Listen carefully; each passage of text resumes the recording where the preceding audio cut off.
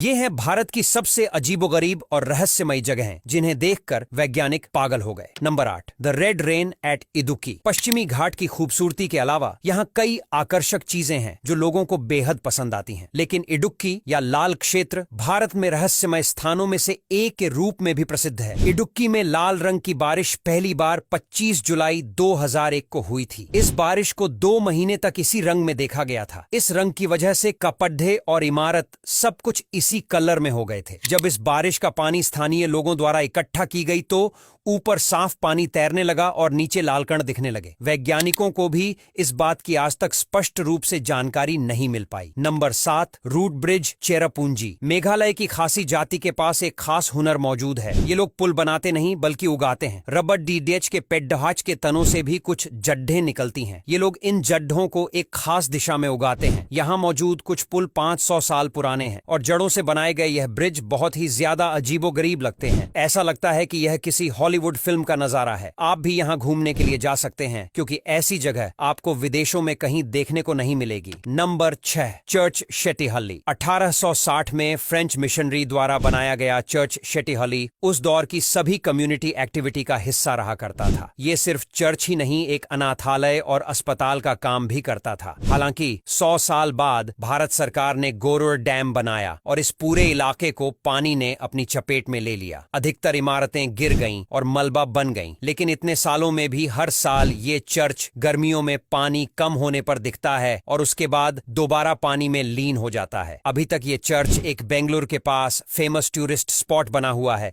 और कई लोगों का आस्था का केंद्र भी बन चुका है। Number 5, Lepakshi temple. भारत में एक महत्वपूर्ण पुरातात्विक और ऐतिहासिक स्थल लेपाक्षी अपनी वास्तुकला और चित्रकला के लिए जाना जाता है। भगवान शिव को समर्पित यह मंदिर अपने प्रसिद्ध लटके स्तंभ के कारण भारत के सबसे रहस्यमय स्थानों में से एक है। इस जगह पर मौजूद 70 खंभों में से एक खंभा हवा के बीच में लटका हुआ है, यानी बिना सहारे के ज्यों का त्यों है। नंबर 4, कुलधारा विलेज। राजस्थान के जैसलमेर जिले में एक कुलधारा नामक गांव है जो लोगों के बीच देश के सबसे निर्जन और भूतिया गांव में से एक माना जाता है। यह गांव को 1291 के आसपास पालीवाल ब्राह्मणों के द्वारा बसाया गया था, लेकिन 1800 के दशक से वीरान पड़ा है और पूरी तरह से खंडहर बन चुका है। यह स्थान अपनी संस्कृति के लिए जाना जाता था, लेकिन एक रात कुलधारा और आसपास के 83 गांव के सभी लोग अंधेरे में गायब हो गए थे। इस जगह से जुड़ा एक लोकप्रिय मिथक है कि सलीम सिंह को गांव के मुखिया की बेटी पसंद आ गई थी। वह उससे शादी करना चाहता था